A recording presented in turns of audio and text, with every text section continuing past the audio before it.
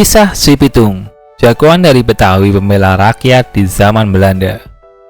Jakarta bukan hanya terkenal dengan kesibukannya, tapi juga nilai sejarahnya. Sosok Si Pitung menjadi salah satu legenda penting di Jakarta.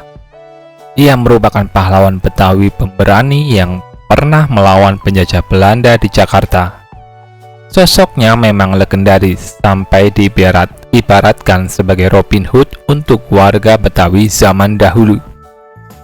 Mulai dari orang tua sampai anak-anak, namanya tetap dikenang abadi, meskipun kenyataannya tidak selalu mudah untuk mengumpulkan sejarahnya yang terlanjur tercerai-berai. Bahkan banyak mitos yang mengiringi kehidupannya. Masyarakat zaman sekarang masih mengenal namanya melalui cerita rakyat dan film. Riwayatnya ada dalam beragam versi dan sering menjadi bahan perdebatan. Siapa sebenarnya Si Pitung? Ia dipercaya lahir sebagai anak bungsu di desa Pengumben, Rawabelong, Jakarta Barat pada tahun 1864 dengan nama Salihun. Kisahnya memang lebih banyak menyebar melalui lisan dan berbentuk menjadi banyak versi. Dari waktu ke waktu, sejarah hidupnya makin tertanam dalam memori masyarakat dengan berbagai imajinasi. Riwayat hidupnya yang sebenarnya seolah-olah tidak begitu penting untuk diketahui. Kisahnya juga bisa menjadi semakin kaya dan menarik. Bahkan ada pendapat yang ekstrim bahwa mencari sejarahnya yang asli seperti menemukan jarum pada tumpukan jerami. Para sejarawan pun mengakui bahwa kisahnya memang ada beragam versi dan sering mengundang perdebatan. Pernah dibesarkan di lingkungan pesantren dan belajar tentang ilmu bela diri.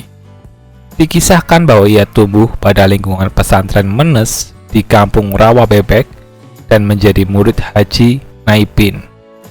Dari Haji Naipin ia belajar banyak ilmu bela diri dan beragam kesaktian. Dia pernah berjalan pada suatu hari setelah disuruh ayahnya untuk menjual kambing di pasar Tanah Abang. Ternyata uang hasil dari menjual kambing hilang dicuri orang jahat. Dibantu oleh teman-temannya, kemudian ia melacak si pencuri agar uangnya bisa diambil kembali. Sejak peristiwa pencurian kambing, ia mengubah nama panggilannya menjadi Pitung. Konon karena ada alasan balas dendam yang tidak tersampaikan, ia pun mulai mencuri di tempat petani di wilayah Omelanden di luar tembok Batavia atau yang saat ini termasuk Jabodetabek. Berbagai macam krisis pada abad ke-18 sampai abad ke-19 telah memicu peningkatan kejahatan di wilayah Omelanden. Melancarkan aksi pencurian dengan menyamar sebagai polisi dan pegawai administrasi. Beberapa sumber yang dapat dipercaya justru hanya mencatat aksinya saat mencuri antara 26 Juni 1892 sampai 19 Oktober 1892. Awalnya ia sekedar mencuri hasil bumi dan ternak milik petani, tapi lama-lama ia dan kelompoknya mencuri di tempat orang-orang kaya dengan mengintimidasi.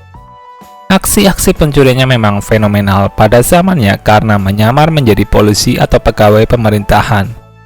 Aksi kriminalnya pertama kali sempat disorot pers pada bulan Juni 1892. Margaret Van Til menuliskan buku Banderit in the West Java 1869 sampai 1942, yang di sana juga mencatat beragam aksi bandit di Batavia dan Jawa Barat pada umumnya. Koran Hindia Olanda berbahasa Melayu juga memuat berita tentang seorang scout atau kepala polisi wilayah yang menggerebek rumah pencuri di selatan Batavia. Padahal rumahnya kosong dan polisi hanya berhasil menemukan beberapa alat untuk menyamar berupa seragam polisi dan petugas administrasi. Dalam beberapa kesempatan, aksinya diwarnai kekerasan yang menakut-nakuti warga. Hasil curiannya dibagikan untuk masyarakat yang menderita karena penjajahan. Kehidupannya lebih banyak dijelaskan dalam cerita rakyat, film, pantun, dan cerita orang tua.